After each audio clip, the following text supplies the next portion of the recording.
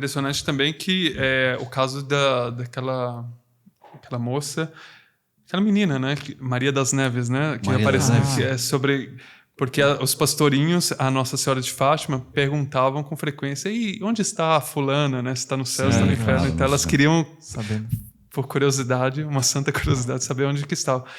Então, aí no caso dela, ela se salvou, mas estará no purgatório até o fim do mundo. Nossa, olha a questão do tempo novamente.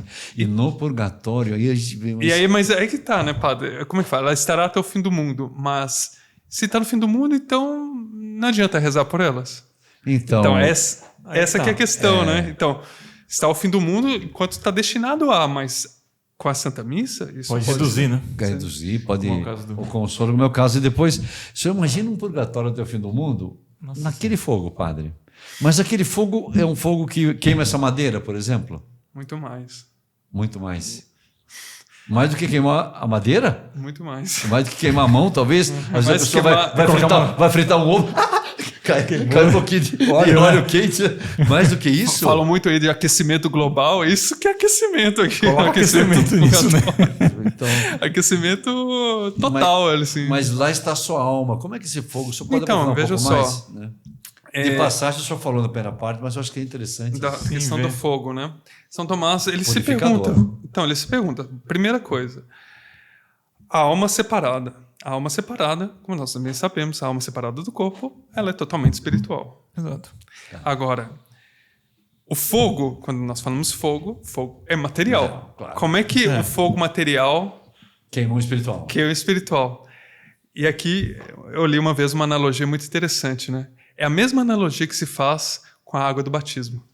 A água do batismo é material, enquanto tal, mas ela traz a graça santificante. Assim também, o fogo é material, no entanto, ele traz um efeito espiritual ali na alma. Qual que é o efeito espiritual na alma? É de deter, sobretudo, aí entra a questão da pena, De dano? pena de dano, justamente, que é esse impedimento da alma de se elevar àquilo para o qual ela está destinada. Então ela fica impedida de alcançar a Deus, que é o desejo natural da alma, né? O desejo natural da alma é de se unir ao seu princípio. Qual que é o seu princípio? Deus. É Deus. Então, ela fica sendo impedida, aquilo é o maior sofrimento, maior que qualquer tipo de fogo propriamente dito, que queima esse dano. O que faz esse fogo? Ele segura essa alma. Então, São Tomás, ele diz, ele segura. E esse também é o efeito da alma no inferno também. Ele segura essa alma. Esse é o pior tormento da alma do inferno, é segurar essa alma. Agora, depois podemos ver como é um pouco diferente essa questão do fogo do purgatório e o fogo do inferno, né? É o mesmo fogo? Então, São Tomás, ele diz que Nós sim. dissemos há pouco que um castiga e o outro purifica, né? Exatamente. Mas a essência. Então, essencialmente, enquanto fogo é o mesmo, diz São Tomás, mas os efeitos são distintos, né? Então, o efeito da alma na alma do purgatório é purificativo, ela traz esperança, é uma alma que está em estado de graça, afinal, né? É uma alma que tem virtudes, Está salva. está salva, ela tem virtudes. É só está de passagem, mas está salva. Está salva, ela... por isso ela tem a alegria, inclusive, de ser purificada. Ela sente um gáudio, nossa, eu estou sendo purificado. Graças a Deus eu tenho essa chance de me purificar, né? Agora, a alma no inferno, ela está totalmente desesperada. Por isso que no Pórtico do Inferno, né, de Dante Alighieri, diz assim, lasciate ogni speranza voi que entrate, né? Deixai toda esperança vós que aqui entrais. Não tem mais esperança no inferno, né? Essa é a grande diferença, a esperança. Enfim. Mas aí a pessoa, na pena de dano, esse fogo, ele segura do impedimento da visão com Deus. Porque... Do estar com Deus, do estar ali naquele convívio. Exatamente. Você pode basear, sobretudo, naquela frase, né, de Santo Agostinho, né? Como é que é? Fomos criados por vós e minha alma não repousa enquanto não está inteiramente em vós, né? Exatamente. Então, que é esse movimento. Dona crequesca tem, quando não repousa em ti, ó Senhor, né? Até repousar, então minha alma fica como a corça, né? As fontes de água, né? Sicocervus desideradas fontes aquário. Então, esse desejo natural de Deus, ele fica impedido. né? Porque aí que está a felicidade, a bem-aventurança, comenta São Tomás, ela só pode ser conquistada da seguinte forma. No caso concreto do homem, dos anjos é um pouquinho diferente, mas dos homens seria o seguinte: a parte mais alta dos homens se unir de modo perfeito ao objeto mais perfeito. O que é a parte mais alta do homem? É a inteligência. É aquilo que distingue o homem. Ela se unir no seu ato mais perfeito, qual que é? A contemplação. Sim. E qual que é o objeto mais perfeito? Deus. Então, quando a inteligência... Inteligência mais alta. É a mais alta. Ela cumpre seu ato mais perfeito no objeto mais perfeito, ela se sente feliz. Então, enquanto ela não está, ela está infeliz. Então, ali ainda ela não está cumprindo, ela está nesse... Ela já sabe que ela vai alcançar aquela felicidade, não aquela bem-aventurança. Ela sabe que ela vai ver Deus face a face. E ela sabe que na casa do Senhor tem várias moradas. Ela vai receber o maior ou menor galardão, né? Então, mas... ela tem que passar por essa pena para purificar os olhos, vamos dizer assim.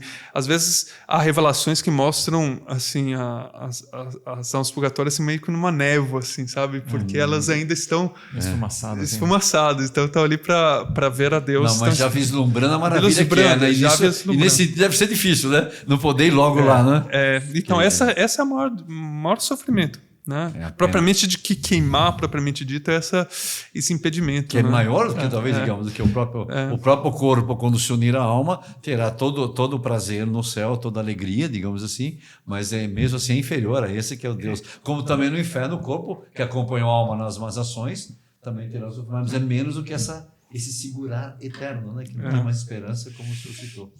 Porque no purgatório ela está sofrendo, mas tem essa esperança, como que é uma consolação lá no meio dos tormentos todos. Isso tudo é bem claro, o purgatório está salvo. Agora, já ouvi isso, padre, uma outra vez assim de passagem, é interessante. O purgatório não seria uma segunda chance para quem morreu em pecado mortal? Não, ali não tem a chance aqui na Terra, né? Santa Maria, mãe de Deus... agora, e na hora não sai aqui, né? Mas não é uma segunda chance. Não. É a passagem para aqueles que já tiveram todas as chances e foram aprovados. Agora, quem foi reprovado, que morreu na revolta contra Deus, o pecado mortal, não tem. Por isso que muitos tratadistas eles dizem o seguinte: olha, é uma grande negligência deixar a conversão para o último momento da vida. Nós bem sabemos que há conversões maravilhosas, há narrações de pessoas de má vida, há aquele fato que o senhor até cita muitas vezes, eu acho que é aquele de São João Maria Vianney, que é aquela senhora cujo marido saltou-se da ponte, etc. E ela foi lá toda desesperada, pedindo a São João Maria para ir, agora ele morreu, ele se suicidou, está no inferno. Etc. Então, no interstício entre a ponte e a água, ele teve um arrependimento, etc. Sempre há... Nessa vida, ainda sempre há esperança. Sim. Dum spiro espero, diziam os antigos, né? Enquanto eu espero. Mas depois já não tem. Mas não é bom deixar, né? Porque para a última hora. Isso é bom, já é um assunto que é um negócio que precisa resolver antes. Né? São Jerônimo, ele levantava a questão: olha, aqueles que dilatam a conversão, é muito difícil eles se converterem ao final, né? Porque depois, primeira coisa que a morte vem inesperadamente, quando menos se espera. E depois não podemos, digamos assim, existe até uma expressão que diz assim, de que a pessoa ela está se aproveitando quase, né, da misericórdia divina. Não pode se deixar dessa forma, entende? Então Você sabe que uma vez estávamos num farol, no semáforo, com o carro, abriu o farol, um rapaz saiu de motocicleta, um carro ainda furando vermelho, pegou. Nós vimos o jovem, quando fomos lá, o joelho, fratura exposta, e depois ele comentou, né? Ele não morreu, mas arrebentou a perna, fomos ver no hospital também. Se eu tivesse morrido, eu estaria no inferno. Nossa, ou seja, Deus deu para ele uma chance, né? Quer dizer, não se pode brincar. Ele vai ter morrido naquela pancada, que pegou na perna, ele conseguiu ainda andar depois, mas ele disse, o estado de alma ele tinha claro que ele não estava preparado. Mas veja a misericórdia de Deus, né? Que fez ele refletir que a morte quase o colheu. Então nós temos esse tipo de assunto, né? Porque, como nós estamos vendo aqui, imagina, nós sentimos aqui, irmão, um pouquinho, a pena do dano já não ir para o seu princípio máximo, que é Deus. O homem tem o teocentrismo, né? O homem procura Deus. No poder temporário é duro. Imagina eterno a pena do dano. Agora, acrescentando a isso, eu perguntaria ao senhor o seguinte: como é que fica a questão dos demônios lá no purgatório? Eles vão lá, porque também ainda querem aproveitar muita coisinha. Os anjos vão lá e dão um apoio logístico, digamos assim. Sério, porque os anjos também, essa relação na Terra continua lá. Como é que é isso, padre? Então, São Tomás aborda esse assunto também. Os anjos e os demônios do purgatório? Sim. Olha que interessante. Olha, como eu posso dizer? Ele diz o seguinte, que os demônios não atormentarão as almas do purgatório. Por quê? Porque as almas do purgatório já venceram os demônios. Elas já venceram nessa terra os demônios e seria um triunfo para os demônios continuar atormentando elas. Já acabou. Esse tempo de prova acabou. Certo? Quer dizer que eles não têm mais voz nem vez. Pode até ser que eles levem as almas de alguma forma, mas eu também nem acredito nisso. Mas já os anjos, tampouco, eles atormentariam também, ajudariam a atormentar as almas do purgatório, de São Tomás também, porque eles já são concidadãos do céu, entende? Então, tampouco... Estão chegando, né? Então, ficaria mal os anjos como amigos deles, assim... Claro, provocar o... Mas aí diz São Tomás, nessa terra, certamente, os anjos bons podem castigar as pessoas, né? Isso como aconteceu com Jacó, quando foi ferido na coxa. E, ao mesmo tempo, também os demônios têm, obviamente, como a gente sabe, podem ter a permissão de Deus para atormentar as pessoas, como no caso de Jó e vários outros santos também foram atormentados. Ou seja, todos nós somos tentados, porque o demônio é como um leão que ronda cada um de nós, né, podendo perder. Então, às vezes são mal-estares, coisas assim que nem sabe, ou tentações mesmo, né? Sim. Aqui eles têm essa permissão, né? Sim, e de toda sorte, né? De toda sorte de sofrimentos, há inúmeras formas de sofrimento, e por isso que justamente os santos, eles convidam, vamos tomar as narrações dos santos, Santa Teresinha do Menino Jesus, São Francisco de Paulo, por exemplo, ele tinha um tipo de penitência que é um pouco incomum, que é o quarto voto, que era a quaresma perpétua, ou seja, eles não comiam carne, ovos, leite, qualquer tipo de derivados durante toda a vida, os mínimos, né? Não, os mínimos. Então, é uma forma de penitência, né? Claro que é uma vocação, não estou convidando a todos. Mas depois ainda deixou de existir os mínimos, né? Não, continua. Continua hoje? É uma ordem muito pequena, mas ainda existe. Elas sempre foram mínimos mesmo, foram muito pequenas. Mas... E mantém essa regra? Mantém. Mantém essa regra até hoje? Sim. Nossa, padre, eu sou... Essa não sabia, não. Então, por isso, há diversos tipos de penitência. E ao mesmo tempo, há uma aparição também para... Agora não me lembro se foi uma aparição, mas eu sei que Padre Pio... sim, perguntaram para o Padre Pio, agora eu lembrei, o destino eterno de uma pessoa, né? E ele disse que ele estaria no purgatório. Mas como ele está no purgatório? Desejou muitas coisas do mundo, né? Então, não é nem que ele cometeu um pecado, mas por causa dessa aderência, né? Dessa aderência das coisas mundanas, precisaria de uma purificação. Claro que essa purificação não vai ser a mesma da pessoa que tinha muitos pecados veniais, muitas penas a pagar, etc. Tal, mas já esse apego é outro negócio de Santa Teresa de Jesus. Ela passou por purgatório a fazer uma genuflexão e ainda tem um fato concreto que ela teve uma revelação e foi revelado para ela que somente, olha, padre, isso aqui você não vai nem acreditar. Nossa. Das 3 pessoas, somente 3 das pessoas mais santas que ela conhecia foram direto para o céu. Nossa. 3? Nossa. E ela conheceu muita gente santa, hein? Muita gente santa, São Pedro de Alcântara. São Pedro de Alcântara, São João da Cruz, etc. Nossa. Só 3 pessoas. E aí o senhor citou São Roberto Bellarmino, né, doutor da igreja, o senhor sabe bem. Ele grande combateu muito na questão da Contra-Reforma, né? O senhor sabe bem que ele tinha uma doutrina tão forte que os inimigos dele colocaram Bellarmino como uma das disciplinas de uma universidade da Itália para poder estudar a doutrina, para refutarem. Só que mudavam e aceitavam. Então tiraram essa matéria. Você sabia disso ou não? Foi, isso só.